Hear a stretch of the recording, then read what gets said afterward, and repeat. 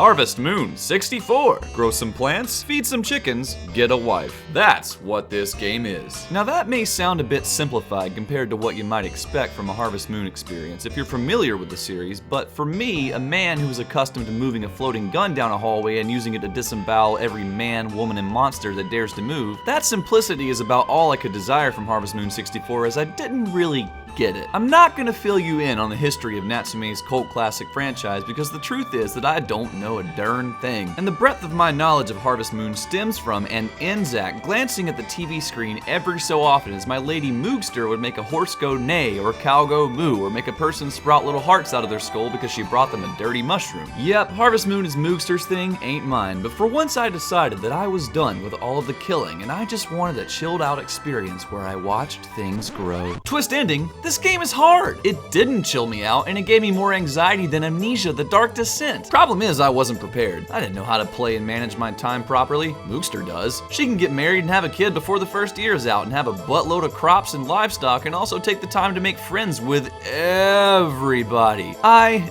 didn't do that. Matter of fact, I did barely any of that. We now bring you The Life of Tumor on Cancer Farm, a Harvest Moon tale. I inherited a farm. I got a dog. I named him Polyp. I cleared my land of weeds. I cleared my land of rocks. I cleared my land of stumps. It took a really long time. I sowed my first cabbage seeds of the season. I sowed them badly because I didn't know that seeds were thrown out in a circular pattern when you press the seeds button. Thanks for letting me know that would happen, game. I went into town. I ignored everyone. I went to the mountain area. I ignored everyone. I went to the area known as the Goddess Pond. And it was there that I met the most beautifully breathtaking specimen that these tiny farmers' eyes had ever seen. The one they call Anne, or better known as that one girl who really likes horses. I gave her some crappy berries or whatever. This is when the game changed for me. I had an agenda now. I wasn't just growing corn, I was growing corn for Anne. Eat the corn! I wasn't just carrying around a dog, I was bringing it to Anne. Pet my dog! I wasn't just raising sheep, I was raising them so I could shear off their fur and give it to Anne. Make this into a sweater! Now, Harvest Moon 64 had a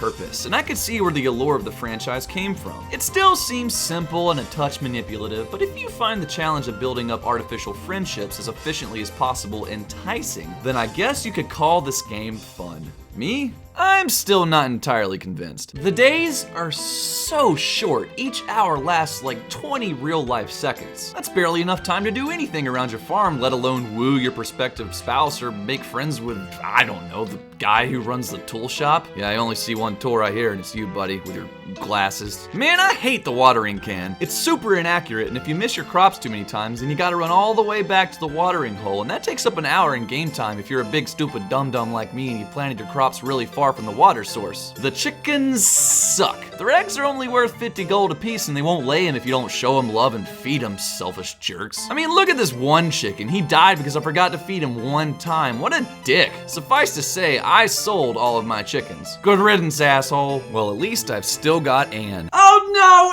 Anne is sick! Yes, Anne's dad. I should visit her, even though I am pretty busy taking care of the cows you pawned off on me that I didn't want in the first place. But why not? After all, she is the bread to my butter. Well, I'm here. So, you into music? Health is my redeeming point. Must be the work of my parents. Okay. So are you into movies or sports or whatever? Health is my redeeming point. Must be the work of my parents. Alright, well this has been a gas. Who says these games aren't fun? Hey, cool, a jar of shells. Don't open that without permission! We'll remember this moment forever. True love. Ah, jeez Louise, so I guess this is all you do in this game, or at least that's all I've elected to do, because apparently there's a bevy of side quests that I just didn't take the time to notice, like mining and building a bridge and junk. I also didn't figure out until too late that never talking to and therefore never befriending anyone in the town doesn't bode well for your situation, because you don't get the benefit of having special items they give you or any help taking care of your farm. I mean, I've lived in this town for a year now, and these people talk to me like I'm garbage. Don't talk to me so much. Okay, fine, I won't. I start grumbling when I drink too much. Thank you, that was a fine tidbit of information. Well, My, you are a rousing conversationalist. Well, see ya. I just got here. Leave me alone. Jesus, you don't have to be a prick. I can't help that you have an angry beard and eyebrows. Whatever, at least I still have Anne's affection. Look at us getting a drink on at the bar and going on a sexy date to watch the sunrise over the mountaintops. Beautiful. It's the same sun, but somehow this sunrise feels special. What? What do you say? And then, the morning after the extraordinary, sloppy, drunken night they spent together that neither of them remembered too well, Toomer brought forth the final batch of sheep's wool and presented it to Anne, which, upon her accepting it, caused her heart to turn from a shade of yellow to a shade of pink, indicating that she had truly, deeply fallen into unrequited love with Toomer, and that she also probably had a serious medical condition, what with the pink and yellow shaded heart. Thus, Toomer was prompted to sprinkle blue feathers over Anne's head, which is how you propose to people in Harvest Moon games for some reason. Weird. And on the following Sunday, as the sky was purest of blue, and the sun gave abundant life to all that it gifted its holy rays, Anne and Toomer tied the knot, witnessed by all the people that Toomer hardly, if ever, spoke to. And as the camera panned away, and the video capture device that I used decided to up and freeze the image, as a flock of doves flew over, Anne and Toomer ceased to live in sin and moved in together as an officially, joyously married couple, sure not to encounter any lover's strife in what would hopefully be a marriage that lasted at least a year. Good morning!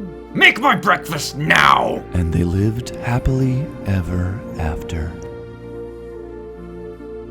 Hey man, I'm serious about that breakfast.